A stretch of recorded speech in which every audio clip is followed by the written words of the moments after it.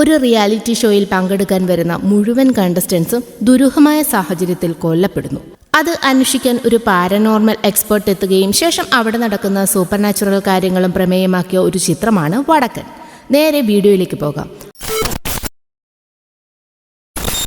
Paranormal ആക്ടിവിറ്റീസിലൊക്കെ studies നടത്തുന്ന ഒരു എക്സ്പേർട്ടാണ് രാമൻ പെരുമലയൻ. അദ്ദേഹം ഇപ്പോൾ ഉള്ളത് വിദേശത്താണ്. ജേർണലിസ്റ്റായ മേഘ നമ്പ്യാർ തന്റെ ഭർത്താവ് ഒരു ദുരൂഹ സാഹചര്യത്തിൽ മരണപ്പെട്ടതിനെ തുടർന്ന് രാമന്റെ സഹായം തേടുന്നു. രാമനും മേഘയും കോളേജിൽ പഠിക്കുന്ന സമയത്ത് പ്രണയത്തിലായിരുന്നു. എന്നാൽ താഴ്ന്ന സമുദായത്തിൽപ്പെട്ട രാമന്റെയും ഉയർന്ന സമുദായത്തിൽപ്പെട്ട മേഘയുടെയും പ്രണയം അംഗീകരിക്കാൻ മേഘയുടെ വീട്ടുകാരെ തയ്യാറല്ലായിരുന്നു. അങ്ങനെ നാടുവിട്ടതാണ് രാമൻ. രാമന്റെ കൂടെ റിസർച്ച് ചെയ്യുകയാണ് അന്ന എന്നൊരു പെൺകുട്ടി. രാമനുമായി ഇപ്പോൾ അവൾ റിലേഷൻഷിപ്പിലുമാണ്. ഒരു റിയാലിറ്റി ഷോ മർഡർ കേസുമായി ബന്ധപ്പെട്ട് ADGP ആയ ജോസഫ് രാമനെ വിളിക്കുന്നു. 7 മരണങ്ങളാണ് നടന്നത്. കൂട്ടത്തിൽ മേഘയുടെ ഭർത്താവ് രവിവർമ്മയും മരണപ്പെട്ടിരുന്നു. രാമന്റെ മുന്നിൽ ഈ കേസ് വരുന്നതിന് ഒരു കാരണവുമുണ്ട്.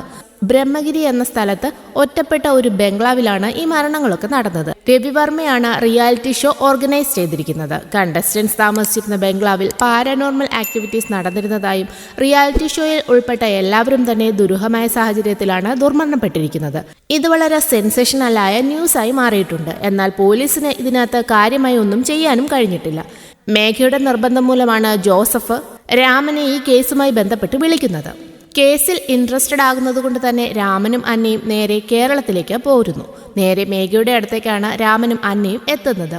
ജോസഫും ആ സമയത്ത് മേഘയുടെ വീട്ടിലുണ്ടായിരുന്നു. ഭർത്താവിന്റെ മരണവുമായി ബന്ധപ്പെട്ട് പോലീസിന്റെ അന്വേഷണത്തിൽ ഒട്ടും സാറ്റിസ്ഫൈഡ് അല്ലാത്തതിനാലാണ് ജോസഫിന്റെ സഹായത്തോടെ തന്നെ മേഘ രാമനെ നാട്ടിലേക്ക് വിളിപ്പിക്കുന്നത്. അതുകൊണ്ട് തന്നെ രാമന്റെ വരവിൽ ജോസഫിന് അത്ര താല്പര്യവും ഉണ്ടായിരുന്നില്ല.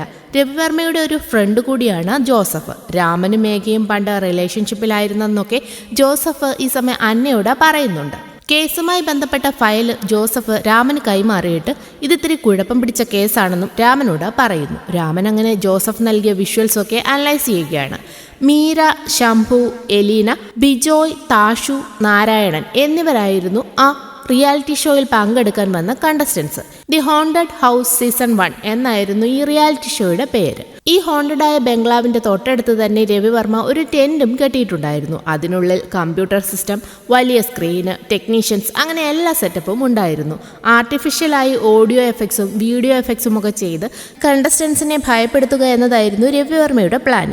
ഇങ്ങനെ ഒരു സെറ്റപ്പ് അവിടെ ഉണ്ടെന്ന് കണ്ടസ്റ്റൻസ് ആർക്കും തന്നെ അറിയില്ലായിരുന്നു. അങ്ങനെ എല്ലാ കണ്ടസ്റ്റൻസിനെയും രാത്രിയാകുമ്പോഴേക്കും ബംഗ്ലാവിലേക്ക് എത്തിക്കുന്നു. അവിടെ അവരെ സ്വീകരിക്കാൻ RK എന്നൊരു സെലിബ്രിറ്റിയും ഉണ്ടായിരുന്നു. ഗെയിമിന്റെ റൂൾസ് ഒക്കെ RK എല്ലാവർക്കും പറഞ്ഞു കൊടുക്കും. രാത്രി മാത്രമാണ് ഷൂട്ട് ഉണ്ടായിരിക്കുക. പകലൊക്കെ നിങ്ങൾക്ക് റെസ്റ്റ് എടുക്കാം. 1 കോടി രൂപയാണ് റിയാലിറ്റി ഷോയിൽ ജയിക്കുന്ന വ്യക്തിക്ക് നൽകുന്നത്.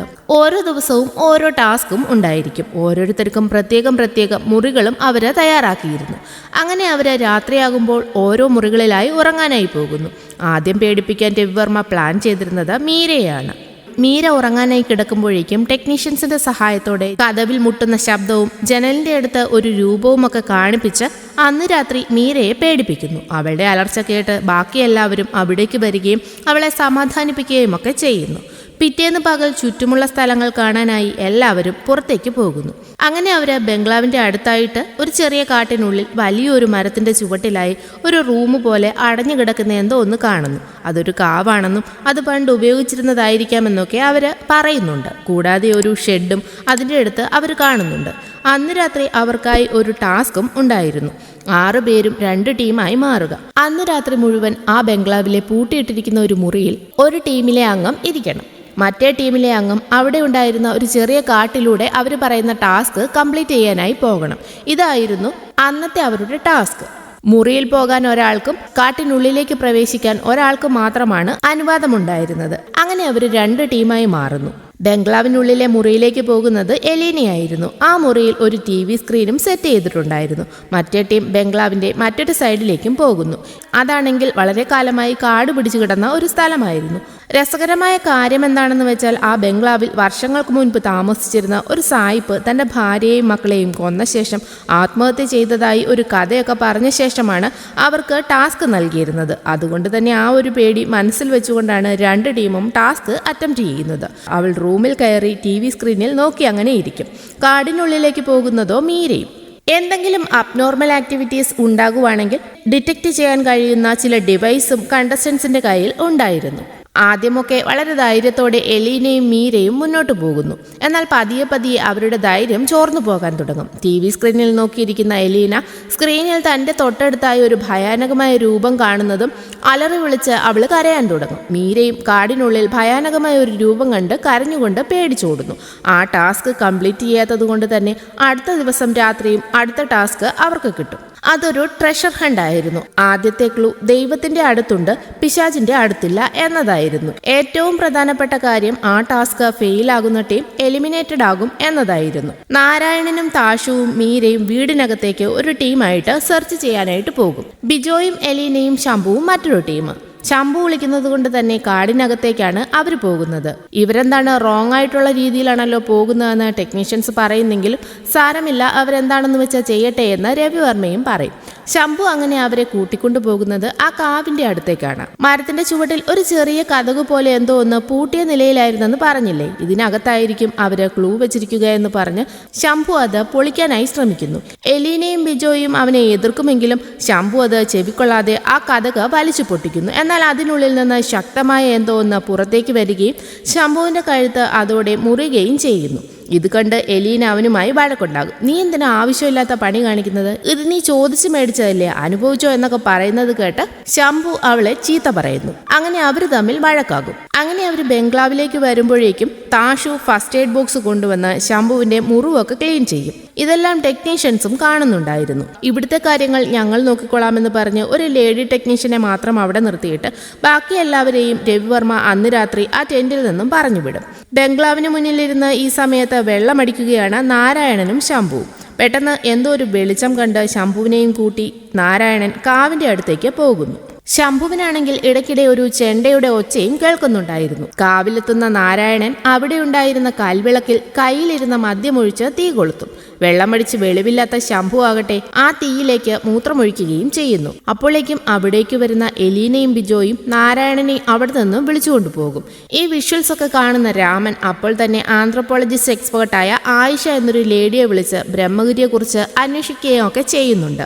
നമ്മുടെ ഇടയ്ക്കൽ കേവ് പോലെ അതൊരു ഹിസ്റ്റോറിക്കൽ പ്ലേസ് ആണെന്നും കൂടുതൽ കാര്യങ്ങൾ ഞാൻ അന്വേഷിച്ചിട്ട് അറിയിക്കാമെന്നും ആയിഷ രാമനോട് പറയുന്നു.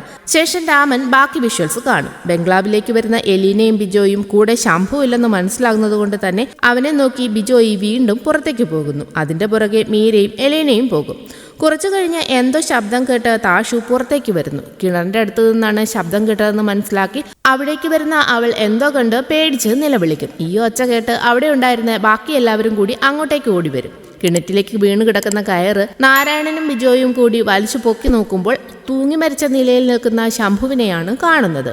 അതുകണ്ട് പേടിച്ച് എല്ലാവരും ബംഗ്ലാവിലേക്ക് തന്നെ ഓടിപ്പോകുന്നു. പേടിച്ചു കുറച്ച മീര മുറിയിലേക്ക് ചെല്ലുമ്പോൾ കാണുന്നതാകട്ടെ 2 തീക്കാൽപാദങ്ങൾ നടന്നു പോകുന്നതാണ്. ഇത് കാണുന്ന മീര നിലവിളിക്കുന്നു. മീരയുടെ നിലവിളി കേട്ട് ഓടി വരുന്നവരും ആ കാഴ്ച കാണും. അങ്ങനെ എല്ലാവരും അതോടെ പാനിക്കാകാൻ തുടങ്ങും. എലീന വയർലെസ് ഫോൺ വഴി ടെക്നീഷ്യൻസിനെ ബന്ധപ്പെടാൻ ശ്രമിക്കുന്നുവെങ്കിലും ടെന്റിനുള്ളിൽ ഈ സമയം രവിവർമ്മയും ലേഡിയും മരിച്ചു കിടക്കുകയായിരുന്നു. എന്തോ കണ്ട് പുറത്തേക്ക് ഓടിപ്പോകുന്ന നാരായണൻ പുറത്ത് ഷെഡിൽ എന്തോ വെളിച്ചം കണ്ട് അതിനുള്ളിലേക്ക് കയറാൻ തുടങ്ങുന്നു. പുറകെ വരുന്ന ബിജോയി അവനെ തടയാൻ ശ്രമിക്കുമെങ്കിലും അത് കേൾക്കാതെ നാരായണൻ ടെന്റിനുള്ളിലേക്ക് കയറിപ്പോകും. ഓടി വന്ന് നോക്കുന്ന ബിജോയ് കാണുന്നതോ കുറെ തീക്കനൽ മുകളിലൂടെ വീണു മരിക്കുന്ന നാരായണനെയാണ്. പേടിച്ചു പോകുന്ന ബിജോയ് അവിടെ നിന്ന് ഓടി ബംഗ്ലാവിലേക്ക് തന്നെ എത്തുന്നു. അവിടെയുള്ള ലേഡീസിനോട് നാരായണൻ നാരായണൻ എന്ന് വിക്കി ബിജോയ് എന്തോ പറയാൻ തുടങ്ങുമ്പോഴേക്കും അകത്തുനിന്ന് നാരായണൻ പുറത്തേക്ക് ഇറങ്ങി വരുന്നുണ്ട്. അതോടെ ബിജോയുടെ ഉള്ള ജീവനും കൂടി പോകും. അവനൊന്നും പറയാനാകാതെ ടെൻഷനാകുന്നു. ബിജോയ് വെള്ളം എന്ന് പറയുന്നത് കൊണ്ട് തന്നെ മീര വേഗം അടുക്കളയിലേക്ക് പോകും. എന്നാൽ അവിടെയും ഒരു അദൃശ്യശക്തിയുടെ പ്രസൻസ് മീരയ്ക്ക് അനുഭവപ്പെടാൻ തുടങ്ങുന്നു. പെട്ടെന്ന് ഏതോ ഒരു ശക്തി അവളെ എടുത്ത് മൈക്രോവേവ് ഓവനിലേക്ക് എറിയുന്നു. അവളുടെ തല അതിനുള്ളിൽ കുടുങ്ങി തൽക്ഷണം തന്നെ മീര മരിക്കുകയും ചെയ്യും. ആ ശബ്ദം കേട്ട് ഫ്രണ്ടിലിരുന്ന താഷുവും എലീനയും ബിജോയും ഓടി വരുമ്പോൾ കാണുന്നത് മരിച്ചു കിടക്കുന്ന മീരയെയാണ്. അവർ വേഗം ഫ്രണ്ട് റൂമിലേക്ക് തന്നെ വരുമ്പോൾ നാരായണൻ ഒരു കൂസലുമില്ലാതെ അവിടെ ഇരിക്കുന്നതാണ് കാണുന്നത്. ശരിക്കും അത് നാരായണനല്ലെന്ന് ബിജോയ്ക്ക് അങ്ങനെ മനസ്സിലാവുന്നു. അത് നാരായണനല്ലെന്ന് പറഞ്ഞ് ബിജോയ് വേഗം താഷുവിനെയും എലീനയും പിടിച്ചു മാറ്റുമെങ്കിലും കസേരയിൽ ഇരുന്നു കൊണ്ട് തന്നെ താഷുവിനെയും എലീനയെയും എടുത്ത് ഒറ്റയേറാണ് നാരായണൻ. ഈ സമയം കൊണ്ട് പുറത്തിറങ്ങി ബിജോയ് അവിടെ നിന്നും ഓടി രക്ഷപ്പെടാനായി ശ്രമിക്കുന്നു. ഇത്രയും വിഷ്വൽസ് ആണ് ആണ് രാമൻ കണ്ടു തീർക്കുന്നത്. വിഷ്വൽസ് കൂടുതലായി പരിശോധിക്കുന്നതിൽ നിന്ന് ഒരു പ്രത്യേക തരത്തിലുള്ള ഭീകര രൂപത്തിന്റെ പ്രസൻസ് രാമൻ വീഡിയോയിൽ നിന്ന് കണ്ടെത്തുന്നു. ശേഷം ആയിഷ രാമനെ കാണുകയും ബ്രഹ്മഗിരിയുടെ ചരിത്രം രാമന് പറഞ്ഞു കൊടുക്കുകയും ചെയ്യുന്നു. ഒരു പ്രത്യേകം ഗോത്രവിഭാഗക്കാരാണ് പണ്ട് ബ്രഹ്മഗിരിയിൽ ജീവിച്ചിരുന്നത്. അന്ന് കോലൊത്ത് നാടിന്റെ അധീനതയിലായിരുന്നു ബ്രഹ്മഗിരി. ചുറ്റും പുഴയാൽ ചുറ്റപ്പെട്ട ഒരു ദ്വീപായിരുന്നു അത്. രതിയുടെയും പകയുടെയും ദ്വീപ് എന്നായിരുന്നു അവിടം അറിയപ്പെട്ടിരുന്നത്. നൂറ്റാണ്ടുകൾക്ക് മുൻപ് സവർണ വിഭാഗത്തിൽപ്പെട്ട കുലശേഖരൻ എന്നൊരു ജന്മിയായിരുന്നു നാടുവാണിരുന്നത്. ആ പ്രദേശത്ത് ഏറ്റവും സുന്ദരിയായിട്ടുള്ള ഒരു സ്ത്രീ ഉണ്ടായിരുന്നു. മുകിൽ എന്നാണ് അവളുടെ പേര്. അവളെ സ്വന്തമാക്കണമെന്ന് ആഗ്രഹിക്കുന്ന കുലശേഖരൻ അവളെ മറ്റാരും പ്രാപിക്കരുതെന്ന് നിർബന്ധ ബുദ്ധി ഉണ്ടായിരുന്നതുകൊണ്ട് തന്നെ ഒരു പുടവ കൊടുത്ത് മുകിലിനെ രണ്ടാം ഭാര്യയാക്കി മാറ്റുന്നു. എന്നാൽ അവളെ തൃപ്തിപ്പെടുത്താൻ കുലശേഖരന് ഒരിക്കലും കഴിഞ്ഞിരുന്നില്ല. അവൾക്ക് പുറം ലോകവുമായി യാതൊരു ബന്ധവും ഉണ്ടാകാൻ കുലശേഖരൻ അനുവദിച്ചിരുന്നില്ല. അതുകൊണ്ട് തന്നെ മുകിലിനെ കുലശേഖരൻ അറപ്പുരയിൽ പൂട്ടിയിടുകയും ചെയ്യുന്നു. എന്നാൽ വർഷത്തിലൊരിക്കൽ തെയ്യം നടക്കുന്ന ദിവസം അവൾക്ക് തെയ്യം കാണാൻ പോകാൻ മാത്രം ഇളവ് നൽകിയിരുന്നു. തെയ്യക്കോലം കെട്ടിയിരുന്നത് താഴ്ന്ന ജാതിയിൽപ്പെട്ട കുഞ്ഞമ്പു എന്നൊരു അവർണനായിരുന്നു. ഒത്ത ഒരാടിന്റെ എല്ലാ ലക്ഷണങ്ങളുമുള്ള കുഞ്ഞമ്പുവിൽ മുകിൽ ആകൃഷ്ടയാകുന്നു. തെയ്യക്കോലം കെട്ടിക്കൊണ്ടിരുന്ന കുഞ്ഞമ്പുവിന്റെ അടുത്തു വരുന്ന മുകിൽ കുഞ്ഞമ്പുവുമായി ശാരീരിക ബന്ധത്തിലേർപ്പെടുന്നു. എന്നാൽ ഇത് കുലശേഖരൻ കാണാനിടയാകും.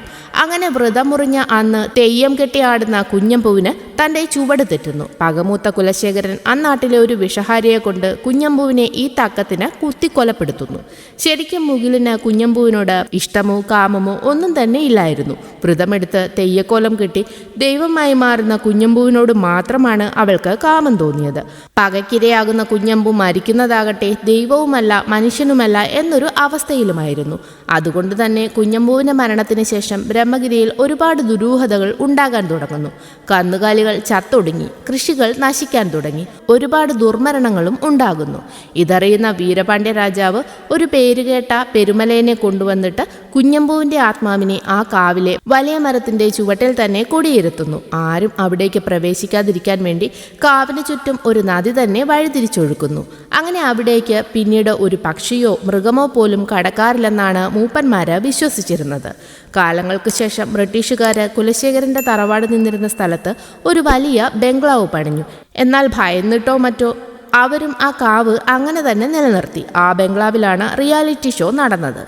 ഈ വിവരങ്ങളെല്ലാം അറിയുന്ന രാമൻ കോമയിൽ ഹോസ്പിറ്റലിൽ കഴിയുകയായിരുന്ന ബിജോയിയെ വന്ന് കാണുന്നു. അന്ന് അവിടെ നിന്ന് രക്ഷപ്പെട്ടത് ബിജോയ് മാത്രമായിരുന്നല്ലോ. എന്നാൽ ഇപ്പോൾ എങ്ങനെയാണെന്നറിയില്ല, ബിജോയ് കോമയിലാണ്. ഹോസ്പിറ്റലിൽ കിടക്കുന്ന ബിജോയിയെ രാമൻ വന്ന് കാണുന്നുണ്ട്. ശേഷം രാമനും അന്നയും മേഘയും കൂടി ആ ദ്വീപിലേക്ക് പോകുന്നു. അവരങ്ങനെ ആ വലിയ ബംഗ്ലാവിലെത്തും. ആകെ അലങ്കോലമായി കിടന്ന ആ ബംഗ്ലാവിൽ അവരന്ന് രാത്രി തങ്ങാനായിട്ട് തീരുമാനിക്കും. ഷെഡിലും ടെന്റിലും കാവിലുമൊക്കെ പോയി രാമൻ എല്ലാം വിശദമായി തന്നെ പരിശോധിക്കുന്നുണ്ട്. ശേഷം ബംഗ്ലാവിന്റെ മുക്കിലും മൂലയിലുമെല്ലാം സൂപ്പർ നാച്ചുറൽ പ്രസൻസ് ഉണ്ടായാൽ ക്യാപ്ചർ ചെയ്യുന്ന തരത്തിലുള്ള ക്യാമറകൾ സെറ്റ് ചെയ്യുന്നു. അങ്ങനെ ആ ബംഗ്ലാവ് മുഴുവൻ ചുറ്റി പരിശോധിക്കുന്നതിനിടയിൽ ഭിത്തിയിൽ ഒരു പ്രത്യേക ഭാഗത്ത് ഒരു റൂമിലേക്കുള്ള വാതിൽ രാമൻ കണ്ടെത്തുന്നു. പഴയ സാധനങ്ങൾ കൂട്ടിയിട്ടിരുന്ന ആ മുറിയിൽ ഒരു പഴയ പെട്ടിയിൽ നിന്ന് കുഞ്ഞമ്പ് പണ്ട് കെട്ടിയാടിയിരുന്ന തെയ്യക്കോലവും കുറച്ച് താളിയോലയുമൊക്കെ രാമന് ലഭിക്കുന്നു. അപ്പോൾ ഉള്ള കാര്യങ്ങളൊക്കെ റെക്കോർഡ് ചെയ്യുന്ന ശീലം രാമനുണ്ടായിരുന്നു.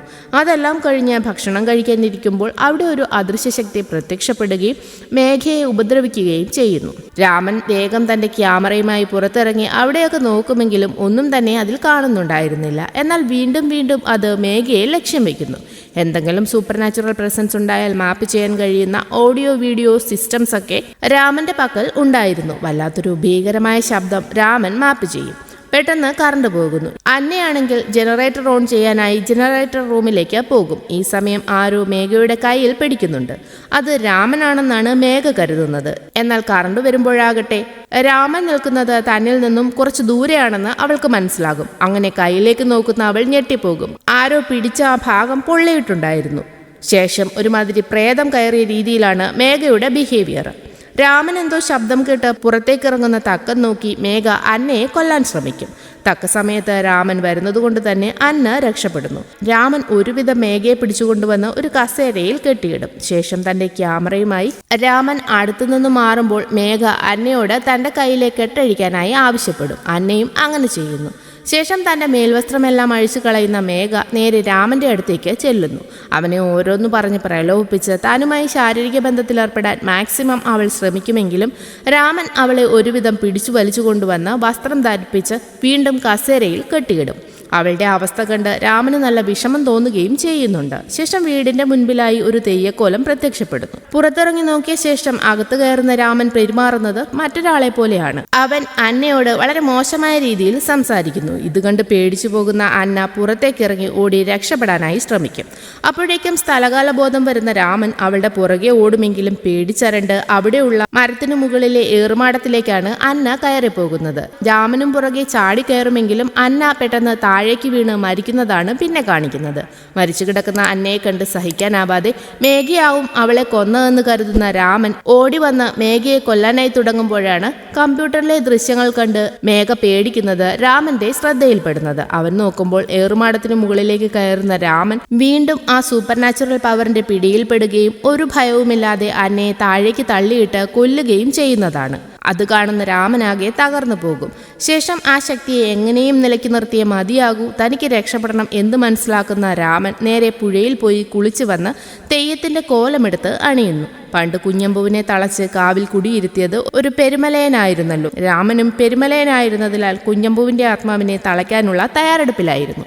അങ്ങനെ രാമൻ നേരെ കാവിലെത്തി വിളക്ക് കത്തിക്കും. ശേഷം കുഞ്ഞമ്പുവിനെ പോലെ തെയ്യം കളിക്കാനായി തുടങ്ങുന്നു. എന്നാൽ ശരിക്കും കുഞ്ഞമ്പുവായി മാറുകയായിരുന്നു രാമൻ. അവിടെ ആളിക്കത്തിക്കൊണ്ടിരുന്ന തീയിലേക്ക് രാമൻ എടുത്തു ചാടാൻ തുടങ്ങുമ്പോഴേക്കും മേഘ അവിടേക്ക് വരികയും രാമനെ അവിടെ നിന്ന് കൂട്ടിക്കൊണ്ടു പോവുകയും ചെയ്യുന്നു. തെയ്യക്കോലമെല്ലാം അവിടെ തന്നെ ഉപേക്ഷിച്ച് രാമനെയും കൊണ്ട് അവിടെ നിന്ന് മേഘ രക്ഷപ്പെടാൻ ശ്രമിക്കുമെങ്കിലും കുഞ്ഞമ്പുവിന്റെ ആത്മാവും ഉണ്ടായിരുന്നു. കാരണം വണ്ടിയിലും ചിലമ്പിന്റെ ശബ്ദം രാമൻ കേട്ടുകൊണ്ടേയിരിക്കുന്നുണ്ട്. അപ്പോൾ തന്നെ ആയിഷ മേഘയെ വിളിച്ചിട്ട് നിങ്ങൾ എത്രയും പെട്ടെന്ന് അവിടെ നിന്ന് രക്ഷപ്പെടണം, ഒരു കാരണവശാലും കാവിൽ വിളക്ക് കത്തിക്കുകയോ ആരാധന ചെയ്യുകയോ പാടില്ല, അങ്ങനെ ചെയ്താൽ കുഞ്ഞമ്പൂവിൻ്റെ ആത്മാവിന് ശക്തി പ്രാപിക്കും, പിന്നെ എന്താണ് സംഭവിക്കുക എന്ന് അറിയില്ല എന്നൊക്കെ പറയുന്നുണ്ട്. എന്നാൽ അപ്പോഴേക്കും വണ്ടി പുഴയ്ക്ക് കുറുകെയുള്ള പാലത്തിന് മുകളിലേക്ക് എത്തുന്നു. അവിടെ എത്തുമ്പോഴേക്കും മേഘയോട് രാമൻ വണ്ടി നിർത്താനായി പറയും. മേഘ വീണ്ടും വന്ന് രാമനെ പിടിച്ചുകൊണ്ട് പോകുമ്പോഴേക്കും രാമൻ നേരെ ഡ്രൈവിംഗ് സീറ്റിലേക്ക് കയറി വണ്ടി സ്റ്റാർട്ട് ചെയ്യുന്നു. മേഘയും കാറിൽ കയറിയ ശേഷം നമുക്ക് തിരികെ വീട്ടിലേക്ക് പോകാമെന്ന് പറയുമ്പോൾ കാറ് നേരെ പാലം പൊളിച്ച് രാമൻ പുഴയിലേക്ക് ചാടിക്കും. രാമന്റെ മരണത്തിലൂടെ കുഞ്ഞമ്പൂവിന്റെ ആത്മാവിനും വിടുതൽ കൊടുക്കാനാണ് രാമൻ ശ്രമിച്ചത്. ശേഷം ഒരു പുഴക്കരയിൽ അടിഞ്ഞ നിലയിൽ കിടക്കുന്ന രാമനെയാണ് കാണിക്കുന്നത്. അവിടേക്ക് വരുന്ന ഒരു ചെറിയ പയ്യൻ രാമന്റെ അടുത്ത് കിടക്കുന്ന ഒരു വാച്ചുമെടുത്ത് അവിടെ നിന്നും പോകുന്നു. ഒരു പക്ഷേ രാമൻ കുഞ്ഞമ്പൂവിൻ്റെയും മേഘ മുകിലിൻ്റെയും പുനർജന്മമായിരുന്നിരിക്കണം. കുഞ്ഞമ്പൂവിന് രാമൻ മോക്ഷം നൽകാൻ ശ്രമിച്ചപ്പോൾ നിരവധി കുഞ്ഞമ്പുമാര് ഇതുപോലെ അലഞ്ഞു നടക്കുന്നതായി കാണിച്ചുകൊണ്ടാണ് ചിത്രം അവസാനിക്കുന്നത്.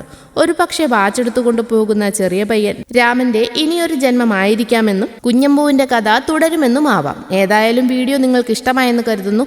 ഇഷ്ടമായാൽ ലൈക്ക് ചെയ്യാനും നിങ്ങളുടെ അഭിപ്രായം കമന്റ് ചെയ്യാനും മടിക്കല്ലേ. പുതിയൊരു വീഡിയോയുമായി വീണ്ടും കാണുന്നതുവരെ ബൈ ഫ്രം മൂവി ട്രാവലർ 2022.